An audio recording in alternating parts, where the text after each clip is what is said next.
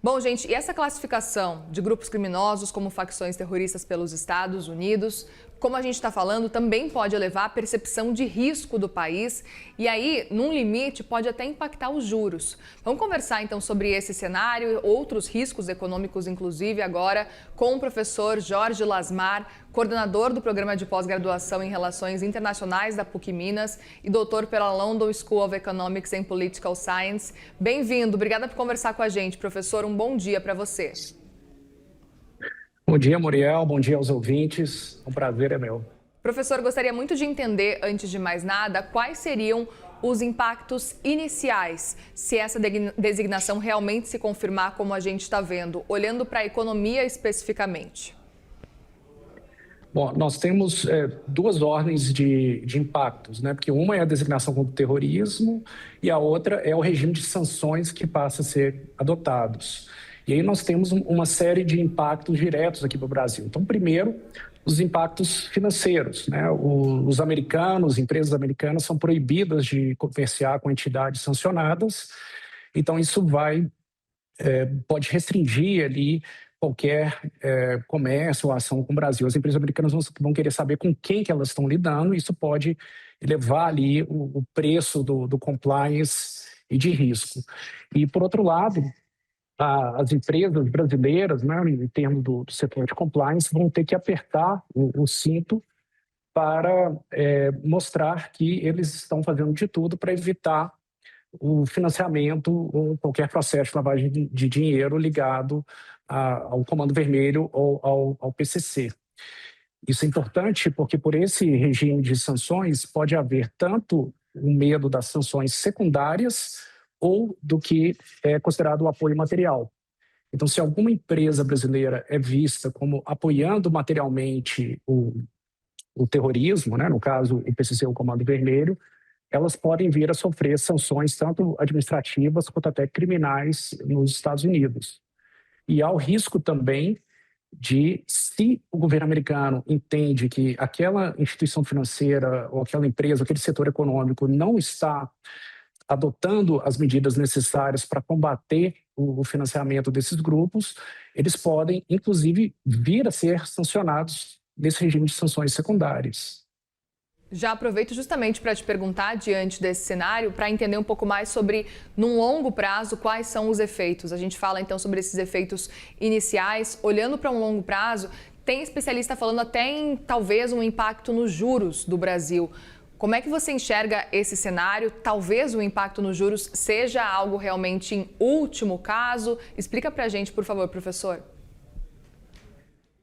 Vai depender muito agora do grau de aplicação que os Estados Unidos vai fazer sobre o Brasil. E os impactos, eles podem ser potencialmente muito grandes. Então, desde o encarecimento do compliance e das atividades internas do processo de prevenção, lavagem de dinheiro e financiamento de terrorismo de bancos, pode afetar a questão dos seguros e de empresas internacionais que transacionam com o Brasil, né? E o preço do seguro ele pode encarecer bastante e gerar, inclusive, um efeito inflacionário.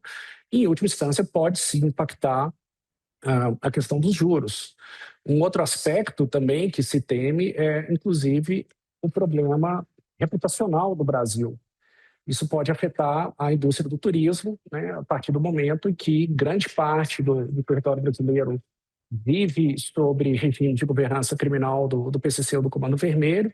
E a mensagem que se passa internacionalmente agora é que eu tenho 2 grupos terroristas ativos no Brasil e que estão dominando uma parte considerável do território brasileiro. Então, isso pode impactar, inclusive, o setor de turismo.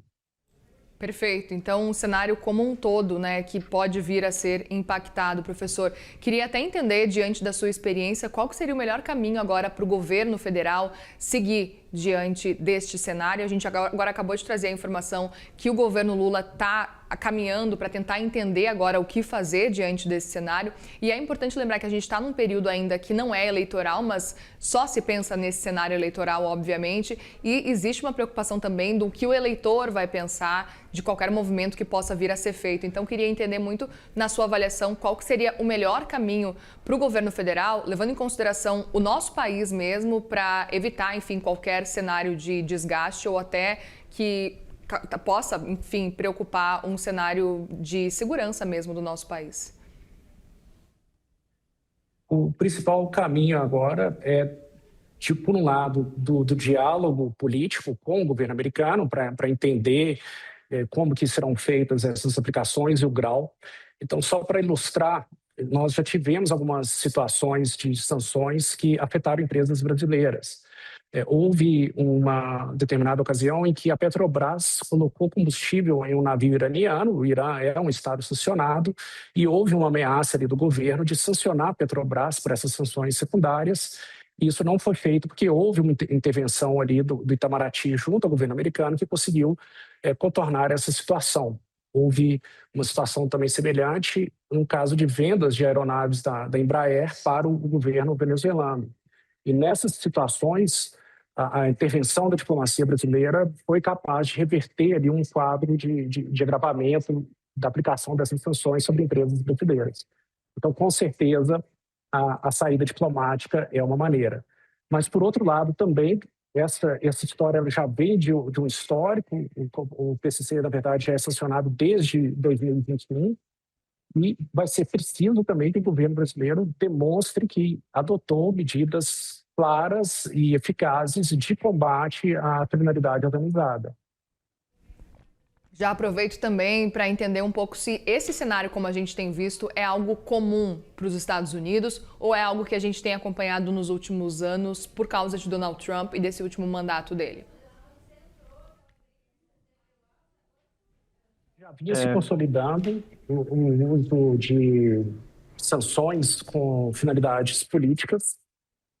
Nós já vimos isso em outras ocasiões historicamente, mas com certeza, a partir da administração Trump, a gente tem um uso maior e visto que essas sanções sejam utilizadas com cunho ou finalidades políticas norte-americanas, com certeza tem incrementado nos últimos anos. Para a gente conversar por aqui, como que o senhor enxerga, olhando daqui para frente, o cenário do Brasil depois dessa situação em termos de impactos gerais? O senhor chegou a mencionar o fato de que o turismo pode também vir a ser impactado. A gente sabe o quanto o turismo brasileiro tem crescido, principalmente nas cidades mais famosas do Brasil. Eu queria entender, para além desse cenário turístico também e para além do cenário econômico, quais são esses impactos que a gente pode vir a esperar caso esse cenário se confirme?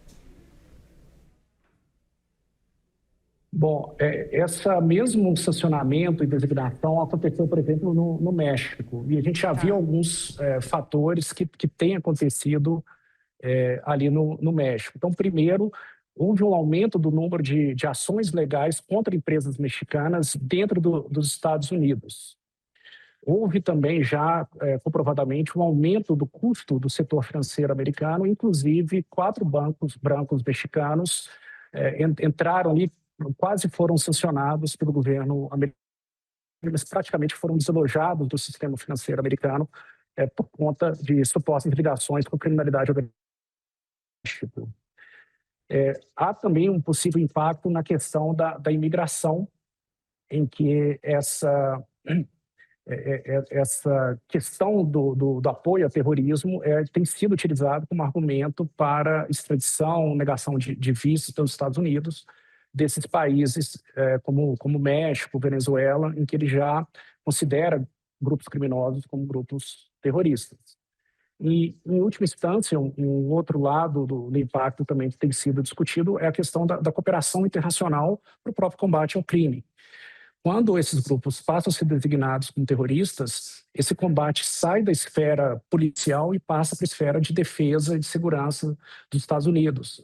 A maioria desses casos passam para a competência da CIA e, portanto, passa a ser classificado como matéria confidencial. E isso pode ter um impacto também na maneira como que o fluxo de informação e essa cooperação policial entre os Estados Unidos e o Brasil hoje acontece nesses casos envolvendo a presença do PCC nos Estados Unidos. Muito bem, nós conversamos com o professor Jorge Lasmar, coordenador do Programa de Pós-Graduação em Relações Internacionais da PUC Minas. Obrigada, pela conversa por aqui. Volte mais vezes. Eu que agradeço. Prazer é meu. Obrigada.